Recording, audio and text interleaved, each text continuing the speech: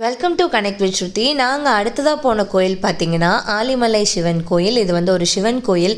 இந்த சிவன் சிலை வந்து நீங்கள் பலரும் சோஷியல் மீடியாவில் பார்த்துருப்பீங்க.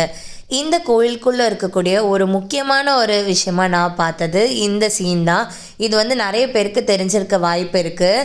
பார்க்கடல்லேருந்து அமிர்தம் கடைஞ்சி எடுப்பாங்க. அந்த இதை வந்து ஒரு சிலையாகவே வச்சுருந்தாங்க. பார்க்குறதுக்கு ரொம்ப நல்லா இருந்தது. இப்போ நீங்கள் பார்த்துட்ருக்குது சிவனோட கண்ணில் மிதித்த வேடனோட கதை, கண்ணப்பன் கதை கேட்டிருப்போம் சின்ன வயசில். அந்த கதையோட சிலையை தான் நம்ம பார்த்துட்ருக்கோம். இது வந்து நடராஜர் சிலை. மத்தளங்கள் வாசிக்க, மேளங்கள் முழங்க, வாத்தியங்கள் முழங்கன்னு இந்த மாதிரி ரொம்ப வந்து கலைநயம் உள்ள வந்து ஒரு டெம்பிள் அப்படின்னு சொல்லலாம். இது வந்து கோயிலோட வெளிப்புறம், உள்புறம் வந்து எடுக்கிறதுக்கு அலோட் கிடையாது. சிவனோட சன்னதி இருக்கும், பார்வதி சன்னதி இருக்கும், அதுக்கப்புறமா வந்துட்டு கணபதி சன்னதி இருக்கும். 3 சன்னதி தான். இது வந்து திருக்கல்யாணம் அந்த காட்சி தான் வந்து நீங்கள் பார்த்துட்ருக்கீங்க. லக்ஷ்மி இருப்பாங்க. எனக்கு ரொம்ப பிடிச்ச முருகன் இருக்காரு பாருங்க. சுற்றி நிறைய பூதகணங்கள் இருப்பாங்க. குண்டு குண்டாக இருக்காங்க இல்லையா, அவங்கெல்லாம் வந்து சிவகணங்கள், பூதகணங்கள் அப்படின்னு சொல்லுவாங்க. ஸோ ஐயப்பர் இருப்பார்.